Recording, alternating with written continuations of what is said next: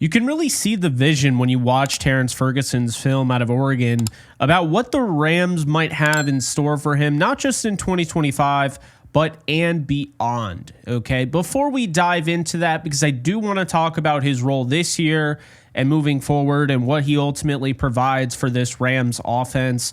Before we do touch on that, though, be sure to like, subscribe, and comment. And of course, be sure to follow me on all social media at JKBogan, including Instagram, TikTok, Twitter, and Kick.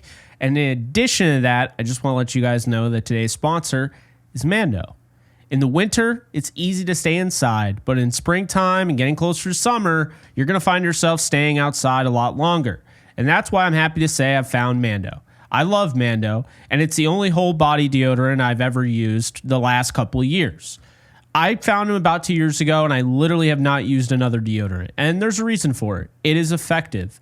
So if you want to get in on the action with Mando, you can use the code JKBogan. It's going to get you essentially 40% off your starter pack purchase over at shopmando.com. It comes with a solid stick deodorant, cream tube deodorant, and 2 free products of your choice, like mini body wash or deodorant wipes, and free shipping. So again, as a special offer for listeners and viewers of the channel, new customers will get $5 off a starter pack, which equates to 40% off your starter pack. So be sure to check that out over at shopmando.com. Please support the channel and tell them that I sent you. Smell fresher, stay drier, and boost your confidence from head to toe with Mando. All right, folks, welcome back in. So Terrance Ferguson was not the guy that I wanted. Does that mean I didn't want Terrance Ferguson? No. But initially, going through all the tape, and keep in mind, I preface by saying I watched 3 games of each player that's not a quarterback. I try to do a little bit more with the quarterbacks. It's not as many. But every player, I watched at least 3 games, sometimes 4. So what I saw in the Terrance Ferguson tape that I watched, I wasn't as impressed as, say, some of the other tight ends, like a Harold Fannin Jr., who was number 2 on my list. However, I did go ahead and finally watch more film on him, and I did come away pretty impressed. I think he was held back by quarterback play at Oregon. There were some hospital balls, including one that you know very well. It's been mentioned by many Rams fans. It actually kind of messed up Terrance. A guy that is normally somebody that jumps and gets the high-pointed 50-50 ball and can be relied on, had a little bit of shell shock in his game, and you saw that after the hit. So today we're breaking down the tight end Terrance Ferguson and the role he's going to have with the Rams in 2025 and beyond. So let's dive into it. This is a 6'5", 247-pound athletic specimen. He ran a 4.63 40 time. He had a 39-inch vertical at the 2025 Combine, a 9.32 RAS score, making him a top-tier athlete. Honestly, just take the decimal, move it over. He's a 93rd percentile tight end in the history of RAS, which goes back to 1987. That tells you he's a really, really good athlete. But at Oregon, he set tight end records. He had 134 receptions, 16 touchdowns. He hauled in 43 catches for 591 yards in 2024. He's a reliable pass catcher. He's great in the red zone with strong yak ability. He's versatile. He lines up in the slot. He lines up in line. He lines up out wide. But his blocking is going to need work for me to trust him in line. His frame and effort do suggest that he can improve. I will say that, and I want to make this very clear. If you watched my previous videos, you watched how I talked about Ferguson, this is a player that intrigued me, but he intrigued me as a receiver, not as a do-it-all tight end. And I felt like Harold Fannin Jr., while he was underrated in that regard and what he could do in line, I felt like Ferguson was maybe a little overrated. But watching more than 3 games, I found he has more effort than I initially thought. And this is why when the Rams do draft a player, it's not me flip-flopping. It's not me, oh, they're wearing the Rams helmet now. I like this guy. It's me actually going and watching more than 3 games. I'd love to be able to watch every game of every player, but I don't have access to every single game normally. And number 2, I don't have time to watch every single game for every single player because I'm watching about 250 players. I'm trying to get through 3 games each. And some of those might not even get to 3 games. So that's the thing. But I think Ferguson definitely deserves more credit than what I initially gave him. So that's my bad on that. But what I initially saw in those first 3 games that I watched, his blocking definitely needed work, and it still does. But I didn't love the effort. And I felt like I saw better effort in the other games. Now, you can say that's inconsistency on my part, on his part. Doesn't really matter. The point being is I'm willing to stand up and say, hey, I got it wrong to a degree. So the Rams drafted Ferguson. They boost their tight end room. A little weak, right? Because you have Davis Allen, who is a 5th-round pick that I loved when they added him. But Davis Allen he's just not the athlete Ferguson is. So it's harder. The margin for error is slimmer for him. Plus, this is a guy that finally got a chance to play at the end of 2023, his rookie year. And then 2024, he deals with a back issue. Then you look at Colby Parkinson, a very underwhelming first year with the Rams, signed a 3-year contract. A lot of people say it was because of the blocking, but you go back, you watch his tape at Stanford. I don't really know what Seattle was doing not throwing him the football. And to be fair, when he had the football thrown to him for the Rams, he actually had some big-time plays in a few games. You saw the Lions game. You saw the touchdown against the Patriots. But he did have some concentration drops over the middle, and he didn't really show consistency. And let's put it this way, regardless if he looked decent or looked like he had the potential to be decent, everyone knows when Tyler Higbee came back, it was a completely different offense. You could actually trust the tight ends, making guys miss, generating yards after the catch, and scoring touchdowns. That is really the thing. So when you see just the difference Tyler Higbee made, it's not so much a statement on Tyler Higbee, who is the best Rams tight end in their history, but it's more so, in my opinion, an indictment on what the tight end room is currently. And it's just not very good. Hunter Long, of course, left in free agency to go with the Jaguars. They're throwing a party over there with some former Rams tight ends, him and Johnny Munt. But when it comes to this Rams tight end room, it's going to be those 3 that I mentioned. And then you add Terrance Ferguson. And initially I was thinking, they're probably going to, move on from Parkinson, but I think they'll keep him. I just think Ferguson definitely bumps him down, the depth chart. So Ferguson, to me, is going to be a tight end number 2 on this team. I just don't think Parkinson did enough, and I've always liked him. We interviewed him on Downtown Rams. I do like Parkinson. I like what he adds as a blocker, and I like the potential when he's throwing the ball deep down the field because he's a good athlete.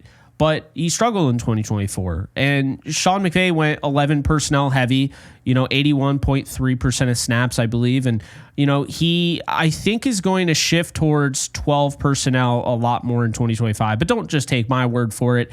Everyone essentially thinks that is in the know, that I've talked to, or that just anybody in general. I mean, you see just the coverage during the NFL draft. A lot of people are like, oh, yeah, they're going to be going back to more 12 personnel grouping. And I don't have an issue with that. I think getting Ferguson on the field as a matchup nightmare for Stafford is definitely the move. You look at Ferguson, you look at Higbee, you look at, adding a Jarquez Hunter to go with Kyron Williams and Blake Corum. And then, of course, you go out and you get Devontae Adams to replace Cooper Kupp. You still have Puka Nacua. You have Tutu Atwell. You have Jordan Whittington. You added Konate Mumfield. And yeah, you have weapons. Stafford has weapons. Stafford has protection. This is why I think this team can win 13 games this year. And I think Ferguson deviates from the typical tight end where you're talking about him really standing out as an athlete, and you see the way he's able to use his athleticism. It may take him a little bit to stop and start, but when you see just how quickly he's able to move upfield, it's a problem, and it is a matchup nightmare because now you have to cover him, you have to cover Higbee and all the other guys I was talking about. So this is where the Rams start turning their offense back into what we would call a pick your poison. Would you rather be shot or stabbed? And I feel like that, to me, is what we're looking at with this offense. And you go out and you add Devontae Adams, and now, things are starting to look a little spooky there. So I think he's going to be playing like 25 to 30% of snaps as a rookie. I think they're going to maximize his snaps. We'll still probably see Parkinson for the most part in line, but I wouldn't be surprised if, Ferguson shows enough growth during training camp and, preseason where they're like, you know what, let's just try the rookie inline. We'll, he'll learn from his mistakes. We'll learn from them, and it'll make him a better player and maybe, expedite his growth. But I still think Parkinson has a role in this team, and I still think Davis Allen does. I just think Terrance Ferguson, obviously being the 46th overall pick, is going to get, definitely the fair share of the workload. And Tyler Higbee's still the starter, no doubt about it. He can do everything. Tyler Higbee's the starter, but Terrance Ferguson's upside is a lot higher than Tyler Higbee. So I think his speed, his size, he's going to be a red zone weapon, 22nd overall red zone offense last year. I sound like a broken record. I've said that a million times, but it's true. And he's going to be a seam buster threat. And when you look at just kind of the impact he can make, I'm not saying he'll be there day one as this player, but it really does remind me of when Evan Ingram went to the Jaguars. There were other guys there. There was a Christian Kirk. Of course, they go out and they add Calvin Ridley, right? There were other guys there, but what he added was a matchup mismatch. And essentially what it did is it made it a nightmare to defend him and to defend Ridley and to defend Kirk. And then you talk about the running backs in Jacksonville, and you start to see it. I think he can be like that player, and Ferguson gets upfield quickly. He's not the Evan Ingram straight line speed type, but he's still a very, very good athlete. And I think that is going to be huge because this is a team that just didn't have that many explosives last year. When you don't have explosives, again, we talk about all the time on this channel, margin for error. It doesn't mean you can't win the Super Bowl going down the field and constantly having 11 to 13 play drives. But it does help you to be able to move down the field quickly, because when you're starting to lean on those 11, 13, 14 play drives, while that's great to have at least one of those a game because it tires out the opposing defense, it also does put you in a position where you essentially have to be as good as can be. Okay, you only have 3 shots and then you're punting or kicking a field goal. So the idea of that is it's good, but if that's all you do and you can't generate explosives on the level that you have in the past, then it's going to put a lot of pressure on your quarterback. It's going to put a lot of pressure on your running back. Guys are going to start pressing to try to create an explosive that just isn't there. And you just end up getting underwhelming offensive football. Now you have an explosive rookie that can help you. And you also have other explosive players. You have mismatches with Nakua and Adams. Williams, of course. I think Kyron can be used in the passing game as well. So I think he's going to catch most of his passes, not really blocking inline, but I think he's going to be in the slot. I think he's going to be flexed out wide. They're going to maximize his athleticism. They clearly have a plan, just the way they talked about him. That should get anybody excited. Sean McVay did coach Chris Cooley. He brought up Chris Cooley. They talked about Travis Kelce, but the big thing to me was the way Greg Olsen was talking about him. Greg Olsen's a student of the game. Greg Olsen knows his stuff. He was another one of those tight ends that was really good, just well-rounded, did the little things. And now you're talking about Greg Olsen comparing his movement skills to Travis Kelce. I'm not saying he'll be Kelce, and I'm not going to pretend that I didn't have him behind the other consensus tight ends. But what I will say, and I said it on draft night, and I said it right after, is that he is in the best position of any tight end in this draft because he went to the Rams. He went to Sean McVay, who came up as a tight end coach, and he went to the Rams to play with Puka Nacua and Devontae Adams and all these guys, and he's going to be learning from a true professional in Tyler Higbee. I'm telling you, while he might not be as talented as a Tyler Warren or a Colston Loveland or maybe even Harold Fannin Jr., he's probably going to be more productive. Tyler Warren doesn't have Matthew Stafford throwing the football. It's Anthony Richardson, who it seems like they've already pulled the plug on, and Daniel Jones. And then you look at the Browns. No one knows what's going to happen with the Browns. I did not want Harold Fannin Jr. to go to the Browns. He's just going to be wasted away. They have David Njoku. No one knows who's going to be their quarterback. It's just not a great situation for him. Then you have Colston Loveland. He does have Ben Johnson. He does have Caleb Williams. He's in a good position. But I think Ferguson is in an even better position with Stafford, and the Rams are going to have all the chance in the world to get their number one, guy post Stafford next year with the 2 first-round picks. The point being is that this is the mistake we make. And this is why having those hives we always talk about on social media, you see them all the time, stand up, Kyron hive, stand up. It's this idea where you like a player pre-draft, pre-draft. You like a player pre-draft. Other people like the player pre-draft. You have a little bit of a cult, for lack of a better term. You root for the player. It makes you look good, and you actually like the player, so you want him to do well. But he doesn't do well. And he doesn't because he's not in a good situation. But the guy who you weren't high on in the draft, who isn't that good of a player, is just getting more volume targets. This happens. The reality is this. You can only talk and you can only do so much as far as evaluating a prospect. If he goes to a team that's a bad fit, it's not going to work out. And if normally, if you have a good prospect who goes to a bad team, he's good enough to overcome that. But that doesn't always happen. The point being, I think Ferguson is in a huge position here for the Rams. And being that he was drafted in the second round, and they've already drafted a second-round tight end in the past in Gerald Everett, they learned from those mistakes. They drafted Bryson Hopkins, gave him no chance to play. They spent their first pick in this draft on Terrance Ferguson. So much to say, they would have taken him at 26. That was what the report was, if they couldn't trade down.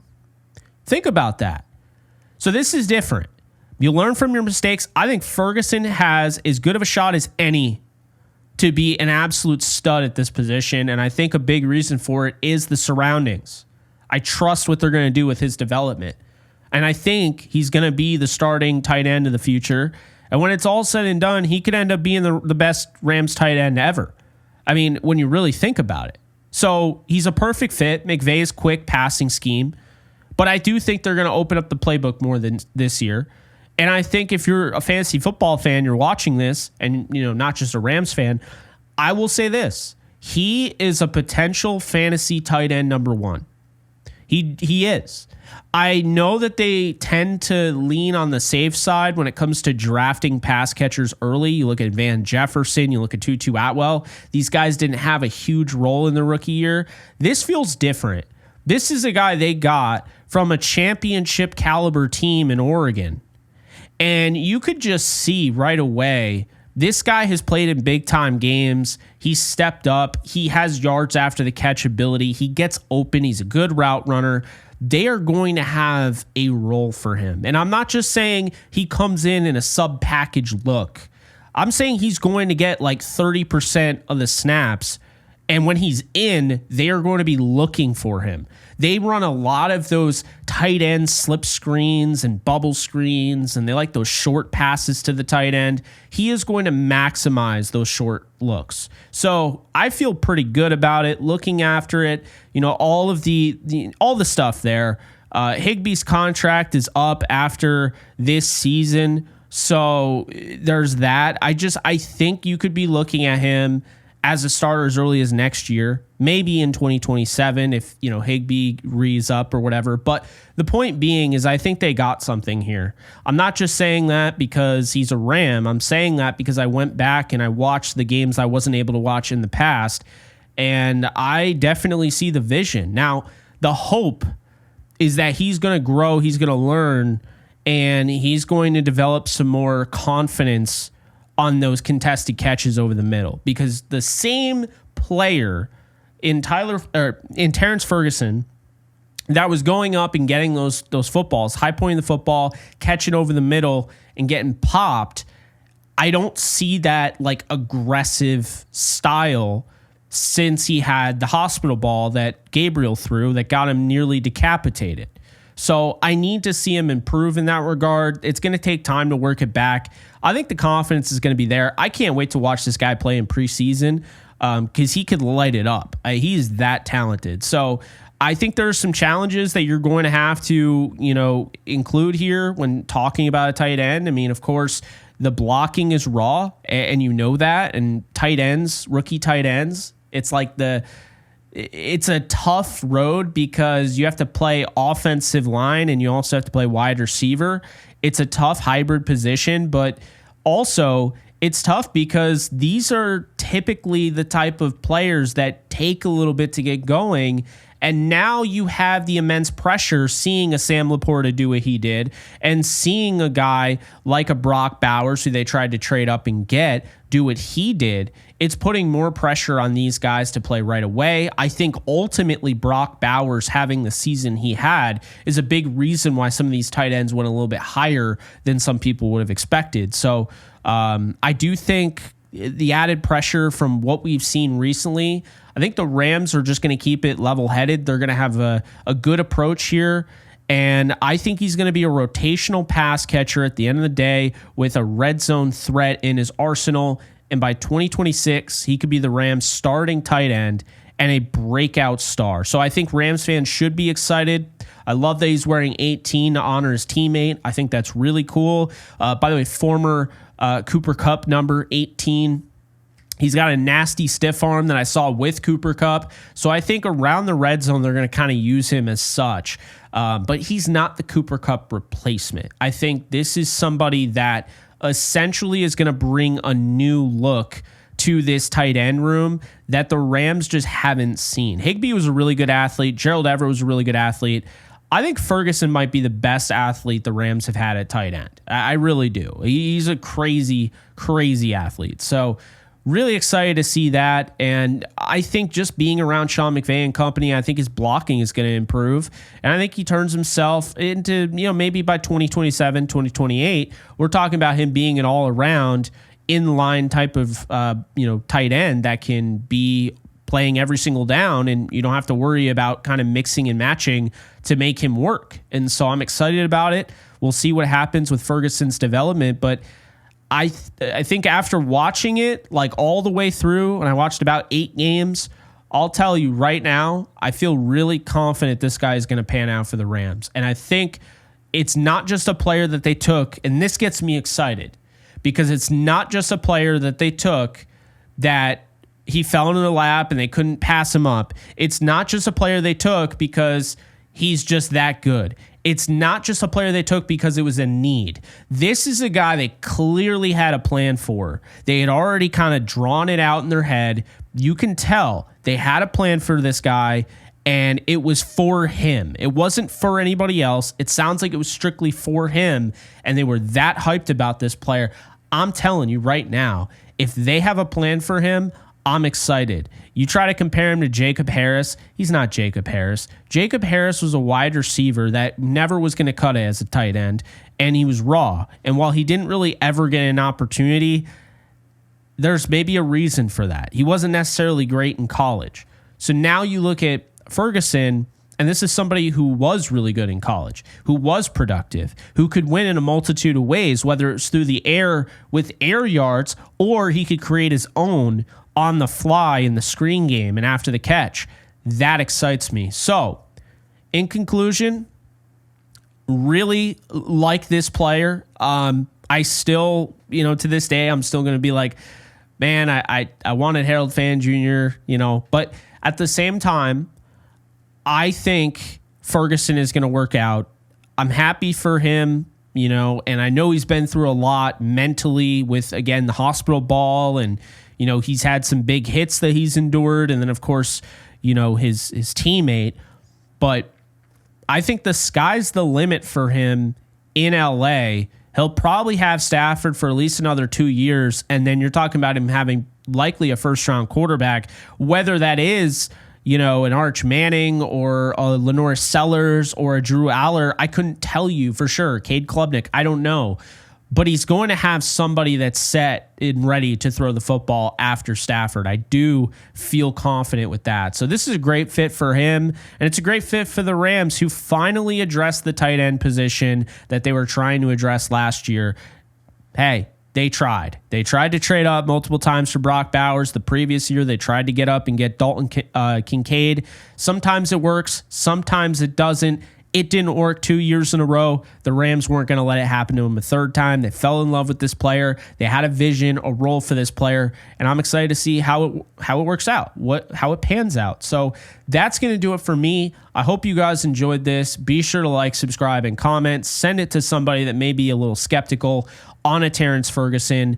And I'll see you guys next time. Once again, shout out to Mando for sponsoring today's video. You can use the code JKBogan and get the 40% off your starter pack using the code at shopmando.com. I'll see you guys in the next one. Later, folks. All right, guys. So once again, just want to let you guys know that you can check out my new side project, The Lounge. I interview athletes, musicians, actors, actresses, all the nine. So definitely check it out over on the Lounge with Jake Ellenbogen channel. Be sure to subscribe and enjoy. In case you guys haven't noticed, I do have a Discord channel for my community on this channel. And if you want to be a part of it, it is free. The link is in the description below. You can sign up. This is basically a 24/7 Rams channel, and we are almost at 1,100 members. So if you want to be a part of it, just hit the link in the description below.